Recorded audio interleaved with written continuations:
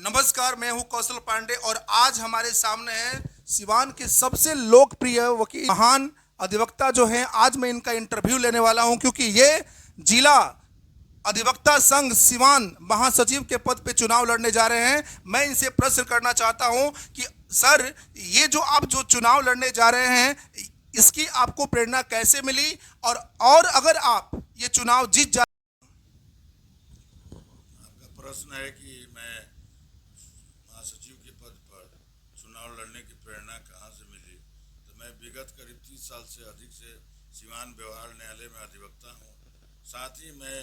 एक अधिवक्ता पुत्र, मेरे पिताजी का नाम स्वर्गीय रत्नदेव पांडे था और मेरे अभिभावक तुल्य अन्य अधिवक्ता थे जो सिवान बार में श्री श्रीनयन शर्मा जी, श्री स्वर्गीय बंगाली सिंह जी, स्वर्गीय सुरेंद्र वर्मा जी, उनके संपर्क में रहकर मैं संघ के कार्यकलापों को देखते आया हूँ। और देखते देखते मुझे इधर आके मुझे अनुभव हुआ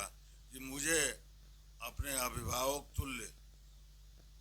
और बड़े अधिवक्तागण एवं युवा अधिवक्तागण के साथ मिलकर मैं संघ की सेवा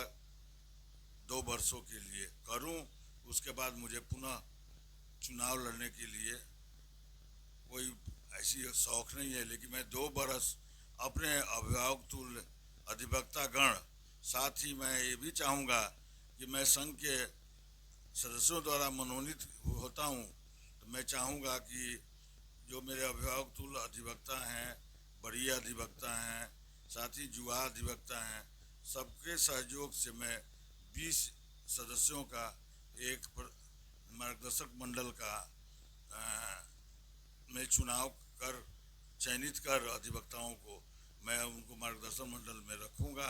और उनकी बैठकें मैं तो चाहूँगा कि प्रतिदिन न्यायालय कार्य के बाद 4 बजे के बाद या 5 बजे आधा घंटा के लिए हो, और जिसमें संघ का सदस्यों की जो भी समस्या है उसको सुनकर उसका निराकरण हमारे प्रेसिडेंट जो होंगे वो, मैं, साथ ही मेरे मार्गदर्शक मंडल में जो 20 सदस्य गण रहेंगे उनकी सुझाव को सुनकर और उनके आधे सुझाव पर उसका अनुपालन समय समय पर किया जाए। मैं ऐसा इसलिए करने के लिए प्रेरित हुआ हूँ कि मैं विगत करीब 20-25 साल से देखता हूँ जब संघ की चुनाव होती है, संघ में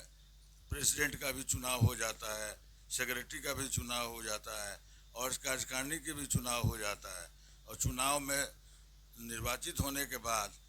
जो नीचे के सदस्य हैं उनको एक पद मिल जाता है और संघ के सदस्यों के बारे में कोई सोचने वाला व्यक्ति नहीं रहता है, सिवाय एक क्या कहा जाए, एक रबर स्टैम्प बनाकर और पैड पर सचिव का मुहर लग जाए और कहीं अध्यक्ष का मुहर लग जाए। ऐसा नहीं होकर मैं चाहूँगा, मेरी दिल्ली इच्छा है कि मैं किसी रूप में मैं महासचिव के पद पर मेरे अभिभावकगण, मेरे बड़े अधिवक्ता, मेरे युवा साथी अधिवक्ता सभी मिलजुल कर मुझे निर्वाचित करते हैं तो मैं चाहूँगा कि संघ परिवार बहुत बड़ा है और उस पर पूरे परिवार को देखने के लिए 2 आदमी या 5 आदमी संभव नहीं है करना। इसके लिए हर वर्ग से, हर तरह के अधिवक्तागण का उसमें चुनाव हो, सुनकर, और उनको चुनाव लड़ना नहीं पड़ेगा, लेकिन जो हमारे वर्तमान में जो सचिव होंगे और अध्यक्ष होंगे मिलजुल कर 20 अधिवक्ता को मार्गदर्शक मंडल के रूप में और उनको समय समय पर सुझाव लिया जाएगा, उनके साथ बैठक होगी और अधिवक्तागण, युवा अधिवक्ता हों या बड़े अधिवक्ता हों या अभिभावक तुल्य अधिवक्ता हों, सबकी विचार वो अपने स्वयं आकर देंगे और उनको आमंत्रित किया जाएगा और उनकी एक 20 सदस्यों की एक सूची बनेगी जिसमें उस समय समय पर वो अपना सुझाव अन्य अधिवक्ताओं की बात सुनकर देंगे और उस पर उसी कार्य को कार्यान्वित करने के लिए, ताकि संघ का कल्याण हो। रही बात संघ की, तो संघ की आय जो है,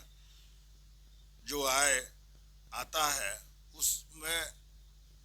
मृत्यु उपरांत जो राशि दिया जाता है वो तो सही है, दिया जाता है, उससे उनका सब कुछ हो जाएगा।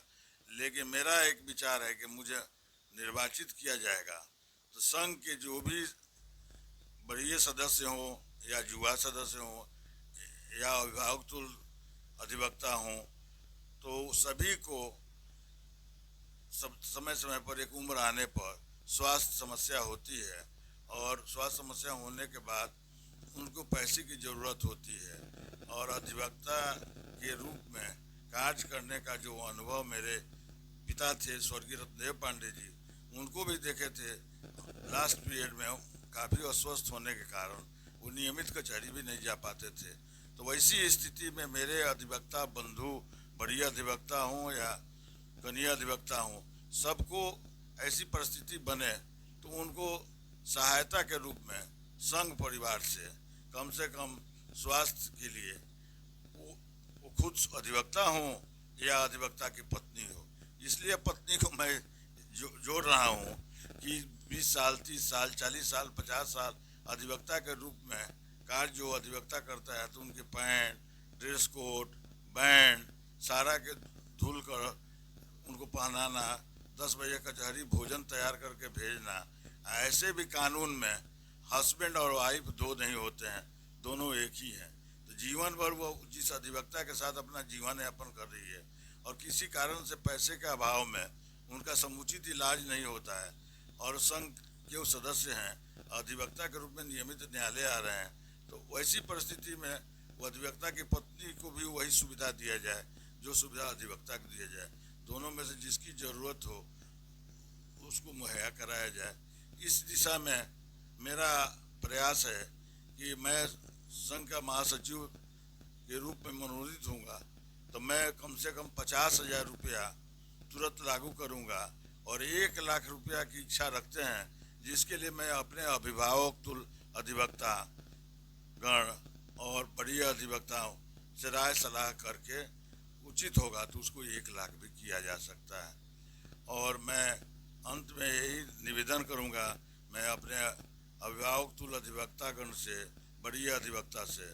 और युवा साथी भाई, मेरे पुत्र तुल्य अधिवक्ता जो लोग हैं, उन लोगों को तो सोच थोड़ा सा बढ़ा करके संघ को और विकसित करने की ज़रूरत है। जो देख रहे हैं विगत कई वर्षों से संघ के सदस्यों को इस सुविधा के नाम पर कुछ नहीं है और अन्य क्षेत्र में भी उनका शोषण हो रहा है, जिसको बंद करना जरूरी है। जिस पर संघ का जब नया संघ का निर्माण हो जाएगा तो उन बातों को रखा जाएगा और संघ के द्वारा सहमति सदस्यों के द्वारा जो होगी उसको कार्यान्वित करने का मैं अथक प्रयास करूंगा। और मुझे यही अंतिम इच्छा है कि मैं संघ का 2 साल सेवा करूं और सेवा में अधिवक्ता गण का समुचित विकास हो और संघ के माध्यम से हो। मैं एक और सवाल आपसे करना चाहूंगा कि अधिवक्ता साथियों से आप अपील क्या करना चाहते हैं, इसके बारे में थोड़ा बताएंगे आप? देखिए, जितने मेरे अधिवक्ता संघ में सदस्य हैं, सभी अधिवक्ता मेरे कोई पूजनीय है, अभिभावक तुल्य है, कोई मेरे वरिष्ठ साथी हैं, कोई मेरे बड़े भाई के रूप में है, कोई चाचा के रूप में है, कोई भैया के रूप में है। मैं एक ही चीज़ अंत में कहना चाहूँगा, इसके बाद आप कोई प्रश्न नहीं करेंगे। मुझे यही कहना है कि सीवान अधिवक्ता संघ में विभिन्न जाति और धर्म से लोग जुड़े हुए हैं, सबका भागीदारी आज तक हम नहीं देखे हैं संघ के लिए हो पाया है। जो भागीदारी मैं चाहूँगा कि बार के प्रेसिडेंट के और मेरे चयनित होने के बाद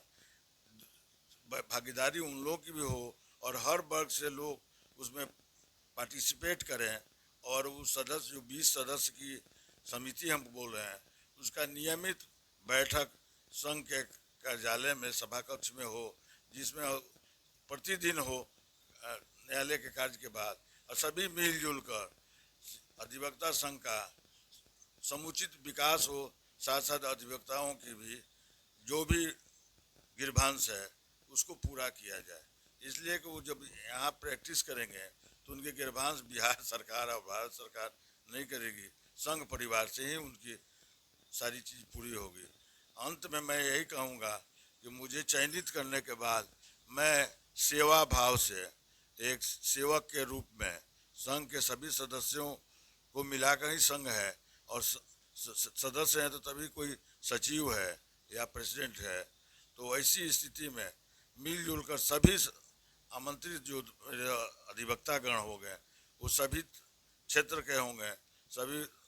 उसमें मुझसे अभिभावक पिता तुल्य जो होंगे वो भी अधिवक्ता मार्गदर्शक मंडल में रहेंगे,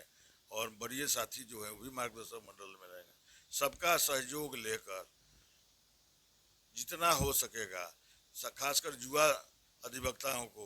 प्रशिक्षण दिया जाए। प्रशिक्षण में जो भी बन पड़े बड़ी अधिवक्ता जो हैं उन्हें बताएंगे, और उनको जो परेशानी है वो न्यायालय में परेशानी हो या किसी अन्य तरह की परेशानी हो, उसको सभी मिलजुल कर सहयोग करके बांटे, दुख को बांटेंगे, परेशानी को बांटेंगे। ये अंत में है। और हम